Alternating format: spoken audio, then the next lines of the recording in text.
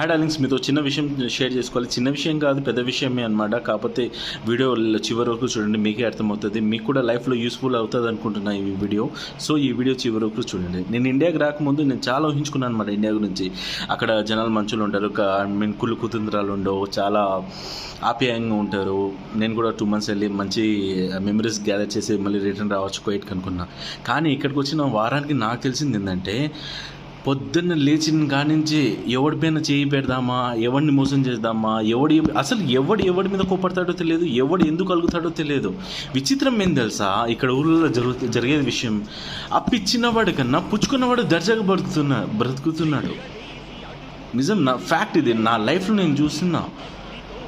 మా నాన్నగారు ఒకరికి అప్పిచ్చారనమాట. మా ఊళ్ళోనే మా వీధి దాటుకుని వెళ్ళాలి. వాళ్ళు ఎలా సిగ్గు లజ్జ మా అన్న వదిలేసి ఎలా బ్రతుకుతున్నాడు తెలుసా. నేను చెప్పేది విషయం ఏంటంటే, మనీ ఏమైనా ఉంటే మీ దగ్గర ఏమైనా ఇన్వెస్ట్ చేయాలనుకుంటే, ఏమైనా బిజినెస్ చేయాలనుకుంటే నాలాగా సాఫ్ట్ హార్టెడ్ వాళ్ళు వడ్డీ వ్యాపారాలు అయితే చేయకండి. అంటే వడ్డీ వ్యాపారమే చేయొద్దని కాదు నేను చెప్పేది. అంటే నాలాగా అంటే సాఫ్ట్ హార్ట్, మొన్న వెళ్ళిన వాళ్ళ ఇంటికాడ ఏదైతే అదైంది గొలవాడ పెట్టుకుందామని. కాకపోతే వాళ్ళ నాన్న వాళ్ళ అమ్మ ముఖం చూస్తే వాళ్ళు మళ్ళీ మా ఊరోళ్ళే, మా పక్క వీధి వాళ్ళని ఏం చెప్పాలి, నీ అమ్మ అని తిడదామా, వాళ్ళు మా ఊరోళ్ళే అయిపోతారు. ఎలా అసలు ఏం చేయాలి నాకు అర్థం కాక గమ్మున వచ్చేసాయి. ఇప్పుడు నాకు ఉండేది రెండు ఆప్షన్లు. ఒకటి వాడిని ఊంచి కొట్టాలి, రెండోది బతికిది అని ఉమ్మేయాలి.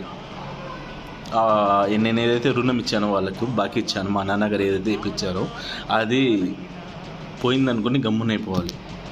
ఫస్ట్ నేను వాడిని కొట్టాలంటే నా చెయ్యి వాడికి తాకాలి, వాడిని తాకడం నాకు నచ్చలా. రెండోదే చేద్దాం అనుకుంటున్నా.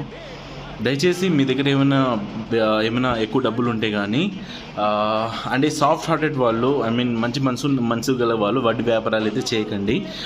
బంగారంలో ఇన్వెస్ట్ చేయండి, చాలా మంచి ఆప్షన్ అనమాట. ఈ వీడియో మీకు కూడా పనికొస్తుందని ఆశిస్తూ ఉన్నాను. నాకు తెలుసు పనికొస్తుంది రాదు అని, కాకపోతే పెట్టాలనిపించింది పెడుతున్నా. దయచేసి నా అలాగా ఒకరికి హెల్ప్ చేసి, అంటే వడ్డీ వ్యాపారాలు చేసి మోసపకండి. ఓకే, ఎలా చెప్పాలి మీకు, ఒకవేళ వడ్డీ వ్యాపారం చేసినా కానీ దాని అమ్మ అని గుంజుకొని తీసుకున్నాండి. ఓకేనా, నాలాగా వదిలేయకండి. సాఫ్ట్ హార్టెడ్ వాళ్ళు పనికిరారు వడ్డీ వ్యాపారాలకి. సో జాగ్రత్త, లవ్ యూ, టేక్. నిజంగా చెప్తున్నాము, అక్కడ కోయిట్లోనే బాగుంది. మనం వర్క్ చేసుకున్నామా, 9 lakhs శాలరీ వచ్చిందా, ఎక్కడైనా ఇన్వెస్ట్ చేసుకున్నామని. ఇక్కడ దీన్నమ్మ అస్సలు నేను అదేదో సినిమాలో ఒక పాట ఉంది చూడు, ఊరెళ్ళిపోతాం అలానే ఉంది.